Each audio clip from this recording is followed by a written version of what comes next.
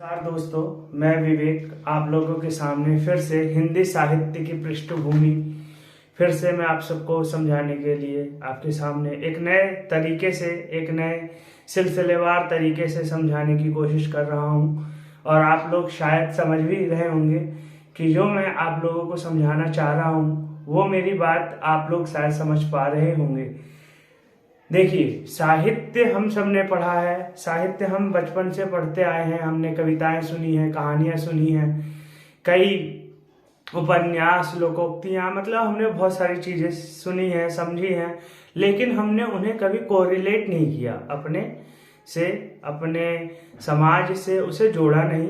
बस हमने उसे एक कहानी की तरह, कविता की तरह, मनोरंजन की वस्तु समझ के बस हमने उसे सुन लिया। कभी ध्यान नहीं दिया कि इसके पीछे का क्या रहस्य रहा होगा, ये चीजें कैसी उपजी होंगी, इनके पीछे मतलब ये जो कहानियां हम सुन रहे हैं इनमें कितनी सत्यता है, इनमें कितनी कल्पना, मतलब ये जब भी रची गई होंगी, इनका जब भी प्रादुर्भाव हुआ होगा, उद्भव हुआ होगा, तो उस समय इसका स्वरूप कैसा होगा, क्या मतलब कोई भी चीज जब हम पहली बार बनाते हैं तो इतना बढ़िया या इतना परफेक्ट तो नहीं बनता, उसमें वक्त लगता है। उसी प्रकार साहित्य है। जब साहित्य शुरू में और अपने शुरुआती दौर में होगा तो उसका जो स्वरूप होगा वो कैसा रहा होगा। कभी आपके मस्तिष्क में ये सवाल आए होंगे। बचपन में कहते हैं बच्चों को बहुत सवाल आते हैं, उनको मतलब तरह तरह के अजीब अजीब से सवाल पूछते हैं। और हमें सवाल करना भी चाहिए, खुद से भी और अपने आसपास के लोगों से भी।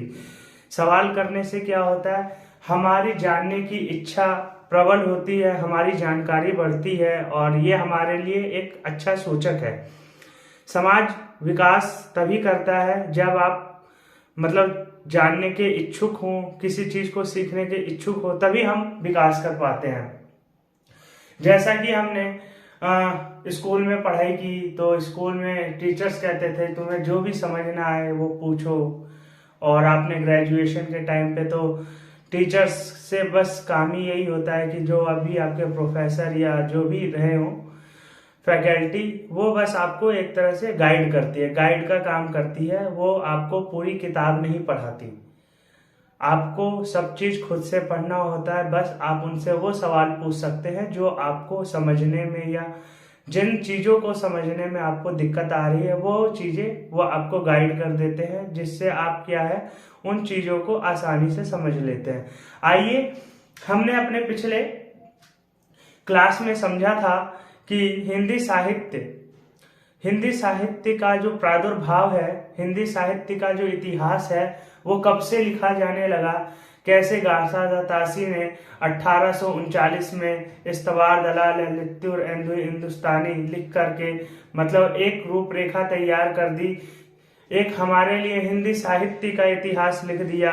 जो उन्होंने इतिहास लिखा वो पूर्ण रूप से हिंदी का इतिहास नहीं कहा जा सकता। क्यों? क्योंकि उसकी जो भाषा थी वो फ्रेंच भाषा में लिखी गई थी और वो जो विद्वान थे वो भी भारतीय नहीं थे। तो आइए समझते हैं कि इसके बाद क्या क्या हुआ और जानने की कोशिश करेंगे कि आगे हमें और क्या क्या चीजें नई इस चीज में देखने को मिलेगा। देखिए, क्या होता है, साहित्य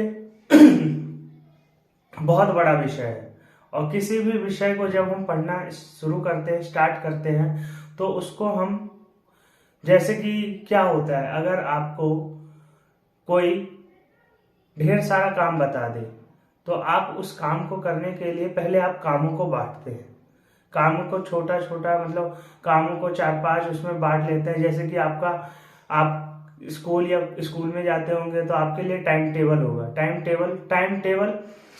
टेबल से क्या होता है कि हम ज्यादा चीजें कम समय में अच्छे से कर पाते हैं। उसमें क्या होता है कि हमें जैसे 5-6 विषय पढ़ने हैं तो हम उसको बांट देते हैं टाइम के अनुसार और उसको हम लगातार कंटिन्यूसली करते रहते हैं। तो वो हमारे साथ साथ वो मतलब हम उस विषय को पढ़ते रहते हैं और वो हमारा मतलब समय एक तरह से सदुपयोग होता रहता है। वैसे ही क्या है कि जो साहित्य है इसको पढ़ना कोई आसान बात तो है नहीं, इसको समझना कोई आसान बात नहीं है। आसान बात किस बात के लिए कह रहा हूं मैं, क्योंकि अगर आपको मैंने कोई पुस्तक दे दी, आपने उसको पढ़ा, तो आपको क्या पता लगेगा कि ये जो पुस्तक है ये कब की है। मतलब आज के समय में तो पता लग जाएगा, लेकिन जब ये पुराने समय में, जब हमारे इतिहासकार जिन्होंने इतना इंटरेस्ट दिखाया अपना इतिहास ग्रंथ लिखने के पीछे और हिंदी साहित्य के इतिहास को खोजा, उसकी छानबीन की और जानने की कोशिश की कि किस तरह से मतलब हिंदी में हमें साहित्य, मतलब इसकी आरंभ कब से हुआ, इसमें मध्य भाग, इसका भक्ति काल, जो भी है, मतलब जो सारी चीजें हमें देखने को मिलती है साहित्य में, उन सब चीजों को जब उन्होंने पहली बार देखा होगा तो उन्हें कैसा लगा होगा और वो क्या क्या सोच रहे होंगे और उसको उन्होंने कैसे डिवाइड किया होगा। कभी आपने ये सोचा, नहीं सोचा होगा। नहीं सोचा तो अब सोचिए, क्यों? क्योंकि ये जो विषय है, ये विषय हमें सोचने पे मजबूर करता है। ये विषय अगर आप समझ गए तो आपको दर्शन, जो फिलॉसफी होती है, वो भी समझ में आ जाएगी। आपको अपने जिस भी कंट्री में रहते हैं, मतलब आप भारत के हैं, तो आपको पूरे भारत का एक तरह से संस्कृति, कला, हर चीज से आपका परिचय होगा। आप वहाँ के लोगों से और अच्छे से जुड़ पाएंगे। हम लोगों के साथ कब जुड़ पाते हैं? हम लोगों से जब जुड़ पाते हैं जब हमें उनके खान पीन, उनके कल्चर के बारे में, तौर तरीके के बारे में पता रहता है, तो हम उन लोगों से अच्छे से जुड़ पाते हैं। जैसे भारत में अभिवादन का तरीका है नमस्ते करना, राम राम करना, और भी।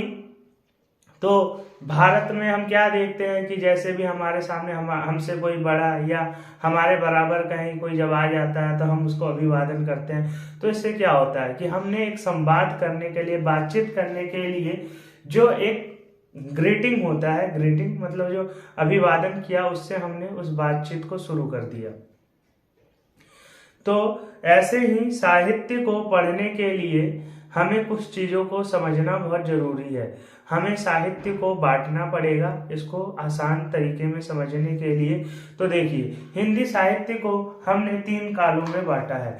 3 कालों में, जिसमें से पहला काल है आदिकाल, दूसरा काल है भक्ति काल और तीसरा काल है रीतिकाल। और इसके बाद का जो काल है वो आधुनिक काल, और उसके बाद भी कई काल है। मोटे तौर पर हमने हिंदी साहित्य को 3 भागों में बांटा है। और जो शुरुआती काल है, इसका काल आदिकाल, हजारी प्रसाद द्विवेदी ने इसका नामकरण किया है। और ये जो नामकरण किए गए हैं, ये क्यों किए गए हैं, इनके पीछे का तर्क क्या था, आइए समझते हैं। अब समझते हैं कि इनका नामकरण कैसे हुआ, क्यों हुआ, और किस किस रचनाकार ने, किस किस लेखक ने इसके पीछे क्या तर्क दिया। आइए समझते हैं काल विभाजन को। जैसा कि आज मैंने विषय रखा है कि हम पढ़ेंगे हिंदी साहित्य की पृष्ठभूमि का काल विभाजन समझेंगे। तो आइए समझते हैं।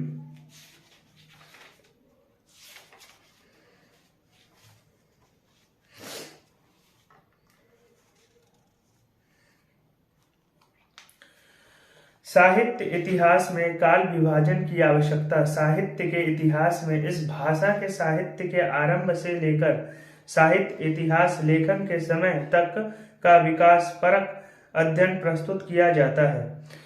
देखिए, जब भी हम किसी साहित्य को पढ़ते हैं, उसका काल विभाजन कर रहे हैं, तो काल का विभाजन हम कैसे करेंगे? काल का विभाजन हम आरंभ से लेके अंत तक करेंगे। तो हम साहित्य का काल विभाजन कर रहे हैं, तो उसमें भी जो शुरुआती दौर के साहित्य है उनको हम शुरुआती समय में रखेंगे। जो मध्य दौर के साहित्य है उनको हम मध्य के समय में रखेंगे, और जो अंत के समय के साहित्य हैं उन्हें हम आधुनिक या आज या समकालीन साहित्य में रखेंगे। समय के इस लंबे फलक को विभिन्न कालखंडों में बांटना काल विभाजन कहलाता है। जो हम साहित्य को बांटते हैं उनके काल के अनुसार, उसी को हम काल विभाजन कहते हैं। साहित्य इतिहास में काल विभाजन आवश्यक, अत्यंत महत्वपूर्ण एवं जटिल प्रक्रिया है। काल विभाजन, अगर हमें किसी साहित्य को समझना है तो काल विभाजन जो है वो बहुत ही ज़्यादा महत्वपूर्ण है। और ये महत्वपूर्ण होने के साथ साथ एक बहुत ही ज़्यादा कठिन या जटिल प्रक्रिया है। क्यों? क्योंकि काल विभाजन हम जिन आधारों पर करते हैं ये पक्का निश्चय नहीं हो पाता कि वो जो काल विभाजन किया जा रहा है वो 100% करेक्ट है या नहीं। तो हमें कई समस्याएं देखने को मिलती है काल विभाजन करते समय। हिंदी साहित्य जैसी जटिल एवं लंबी परंपरा को खंडों में बांटे बगैर समझना असंभव है। यही वजह है कि साहित्य इतिहास में काल विभाजन को अतार्किक मानने वाले साहित्य इतिहासकार भी काल विभाजन को बेहद जरूरी मानते हैं। जो साहित्यकार काल विभाजन को अतार्किक मानते हैं, मतलब उनके कहने का मतलब यह है कि काल विभाजन करने का कोई औचित्य नहीं है, लेकिन फिर भी वो लोग काल विभाजन को तार्किक मानते हैं, मतलब जरूरी मानते हैं। उनका जो तर्क है वो यह है कि काल विभाजन करने की आवश्यकता नहीं है, लेकिन किसी साहित्य को समझने के लिए काल विभाजन बहुत जरूरी है। वह भी इसके समर्थन में आ खड़े होते हैं, काल विभाजन के समर्थन में। साहित्य इतिहास में काल विभाजन का आधार, किसी भी हम कालखंड को बांटेंगे तो हम कुछ आधार, कुछ पैरामीटर सेट करते हैं किसी चीज को बांटने के लिए। अगर हमें कुछ चीज डिवाइड करना है तो हम कुछ पैरामीटर सेट करेंगे, कुछ आधार रखेंगे, बेस रखेंगे कि इन इन आधारों पे हम किसी चीज का काल विभाजन करेंगे। तो आइए समझते हैं कि जो हिंदी साहित्य का काल विभाजन हुआ है वो किन आधारों पे हुआ है और कौन से रचनाकार इस काल विभाजन के बारे में क्या कहते हैं। देखिए, साहित्य समाज का रचनात्मक वर्तमान और जीवंत इतिहास होता है। समय के साथ सामाजिक, सांस्कृतिक, वैचारिक में बदलाव होता रहता है। यह परिवर्तन निरंतरता में मौजूद रहता है, लेकिन कालांतर में सामाजिक विचारधाराओं का यह परिवर्तन साफ दिखाई देने लगता है। साहित्य में क्योंकि सामाजिक, सांस्कृतिक विचारधाराओं की अभिव्यक्ति होती है, इन विचारधाराओं के बदलाव के साथ साहित्य में भी परिवर्तन एवं विकास होता रहता है। परिवर्तन एवं विकास जहाँ देखने लगता है, जहां से नए साहित्यिक कालखंड की शुरुआत मानी जाती है। देखिए, काल विभाजन जब हम करेंगे तो काल विभाजन हम किन आधारों पे करेंगे। काल विभाजन में हम ये देखेंगे कि एक समय पे अगर एक जैसे काव्य लिखे जा रहे हैं तो उसको हम एक काल के अंदर रखेंगे, एक काल के अंतर्गत रखेंगे। क्यों? क्योंकि आपको पता है कि देखाइसी या जो चीजें आज आप देखेंगे समाज में प्रचलित है वो ही चीजें सब कर रहे हैं। तो ऐसा ही साहित्य में भी देखने को मिलता है। क्या देखने को मिलता है हमें कि आदि काल में हम देखते हैं ज्यादातर हमें वीर रस की रचनाएं मिलती हैं। ठीक है, इसलिए इसको रामचंद्र शुक्ल ने वीर गाथा काल भी कहा है और इसको वीर रस के काव्य का काल लिखा है। ठीक है, तो मतलब एक प्रकार की जब धारणाएं हमें देखने को मिलती है एक कालखंड में, तो हम उसको एक काल के अंतर्गत बांधने की कोशिश करते हैं। और जब हमें परिवर्तन दिखने लगते हैं, छुटपुट परिवर्तन दिखने लगते हैं, और जब वो परिवर्तन फिर ज्यादा मतलब हमें दिखने लगते हैं, फिर हम क्या करते हैं, उसको फिर हम दूसरे कालखंड में बांट देते हैं। तो हम परिवर्तन के आधार पर काल विभाजन को करते हैं। ठीक है, हिंदी साहित्य का उद्भव और विकास कब और कैसे हुआ, यह जानना बड़ा दिलचस्प है। इसके लिए लगभग आज से 1200 वर्षों के साहित्य के विकास के क्रम को जानना होगा। 1200 वर्षों से अनवरत जारी इस साहित्य यात्रा की अध्ययन की सुविधा के लिए अलग अलग कालखंडों में बांटना होगा। यह वर्गीकरण साहित्य की पड़ताल के लिए अनिवार्य है। इस वर्गीकरण का आधार तत्कालीन हिंदी साहित्य की प्रमुख प्रवृत्तियां, विषय, प्रमुख कवि तथा उनकी रचनाएं आदि हैं। इस वैज्ञानिक प्रक्रिया को अपनाकर आचार्य रामचंद्र शुक्ल से विभाजन, वर्गीकरण तथा नामकरण पर चिंतन विमर्श किया है। तो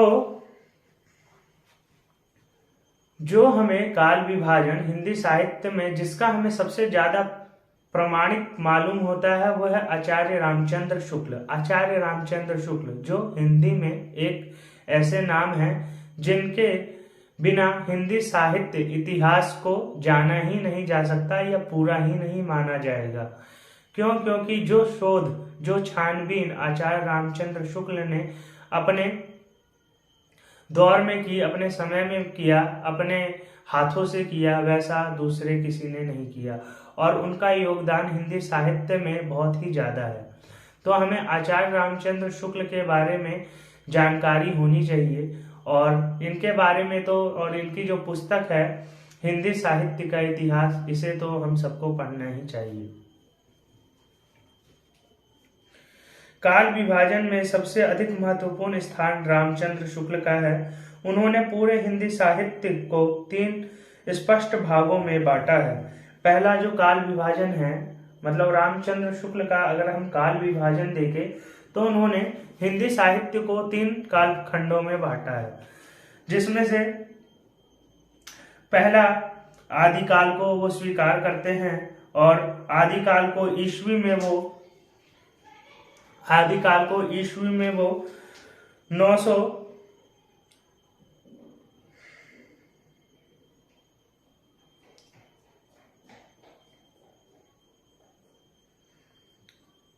आदिकाल को ईस्वी में वो 993 ईस्वी से 1318 ईस्वी तक मानते हैं।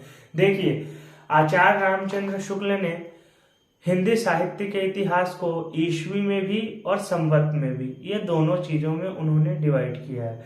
ठीक है, तो आप कंफ्यूज मत होइएगा जब मैं आपसे कहूं कि संवत 1050 से 1375 तक का जो समय काल है उसको आदिकाल कहा जाता है। तो आप कंफ्यूज हो सकते हैं कि सर आपने तो पहले ये बोला था कि मतलब 993 ईस्वी से 1318 ईस्वी तक है, अब आप कह रहे 1050 संवत से 1375 तक। तो आप संवत और ईस्वी इनमें कंफ्यूज मत होइएगा, ये चीज बहुत स्पष्ट रखिएगा। यही चीजें जो होती हैं एग्जाम्स में हमारे साथ होती है और यही कंफ्यूजन जो होता है हमारे एग्जाम को बहुत ही ज्यादा तहस नहस कर देता है। आती हुई चीजें हमारे जो भी गोल या आती हुई चीजें हमारे आंसर को गलत कर देती है। तो कंफ्यूजन मत रखिएगा। कोई भी डाउट आता है आप कमेंट में लिख सकते हैं, मैं उन्हें रीड करता हूं और मैं उनका हो सकेगा तो वीडियो बना के जवाब दे दूंगा या आपको पर्सनली जवाब दे दूंगा। तो आदिकाल को उन्होंने 993 ईस्वी से 1318 ईस्वी माना है और मध्यकाल को उन्होंने 2 भागों में बांटा है। मध्यकाल को उन्होंने 2 भागों में बांटा है, जिसमें से पहला है पूर्व मध्यकाल और दूसरा है उत्तर मध्यकाल। पूर्व मध्यकाल को उन्होंने 1318 ईस्वी से 1643 ईस्वी रखा है और जो दूसरा है उत्तर मध्यकाल उसको 1643 ईस्वी से 1843 ईस्वी रखा है। और जो उनका तीसरा काल विभाजन है वो है आधुनिक काल। आधुनिक काल को उन्होंने 1843 ईस्वी के बाद से अब तक का रखा है। तो जो काल विभाजन है, काल विभाजन की आवश्यकता क्यों पड़ी? काल विभाजन की आवश्यकता इसलिए पड़ी ताकि जो पाठक वर्ग है, पढ़ने वाला वर्ग है, उसकी सुविधा के लिए उसको वो चीजें अच्छे से समझ में आए, वो उस काल को अच्छे से समझ सके, उस काल की राजनीतिक, सामाजिक जो भी जिन जिन परिस्थितियां उस समाज में थी उनको एक अच्छे से, मतलब उनको उनसे अच्छे से परिचित हो सके, इसलिए काल विभाजन की आवश्यकता पड़ी। और अलग अलग लेखकों ने इसके पीछे अलग अलग तर्क दिए हैं। अब आइए हम उन तर्कों को जानेंगे कि कौन सा लेखक काल विभाजन के पीछे क्या तर्क दे रहा है। आचार्य शुक्ल के अनुसार 10वीं सदी के आसपास से हिंदी का आरंभ माना जा सकता है, इसलिए वहीं से हिंदी साहित्य का आरंभ मानना चाहिए। लोक रुचि एवं विचारधारा में प्रथम परिवर्तन 14वीं शती के आरंभ में, दूसरा परिवर्तन 17वीं शताब्दी के मध्य में तथा तीसरा परिवर्तन 19वीं शताब्दी के मध्य में दिखाई पड़ता है। इसलिए वहां से युग परिवर्तन स्वीकार करना चाहिए। इस काल विभाजन करने के बाद आचार्य शुक्ल ने प्रवृत्ति के आधार पर इन कालों को विभिन्न नाम दिए। उन्होंने प्रथम काल को वीरगाथा काल, दूसरे काल को भक्ति काल, तीसरे काल को रीति काल तथा अंतिम काल को गद्य काल अथवा आधुनिक काल का नाम दिया है। आचार्य शुक्ल का यह काल विभाजन अत्यंत लोकप्रिय रहा है। इसी काल विभाजन को थोड़े बहुत परिवर्तन के साथ साहित्य इतिहासकारों ने स्वीकार किया है। नए अनुसंधान और नई उपलब्ध सामग्री तथा शोध कार्यों के आधार पर आचार्य शुक्ल के काल विभाजन में थोड़ा परिवर्तन किया जा सकता है। तो जो हम काल विभाजन के बारे में देखते हैं, काल विभाजन के बारे में जो सबसे बढ़िया और जो सबसे तार्किक काल विभाजन दिया है वो आचार्य रामचंद्र शुक्ल ने दिया है। और आचार्य रामचंद्र शुक्ल के ही काल विभाजन को आधार बनाकर अन्य रचनाकारों ने और नाम दिए, अन्य नाम दिए हैं। उन अन्य नामों के बारे में भी जानेंगे हम, और उसको हम अगली वीडियो में जानेंगे। क्योंकि ये वीडियो छोटी अच्छी रहेगी। आप इसको समझिए और इसको याद करने की कोशिश कीजिए। तो धन्यवाद। मैं आपसे फिर मिलूंगा अगले वीडियो में। धन्यवाद।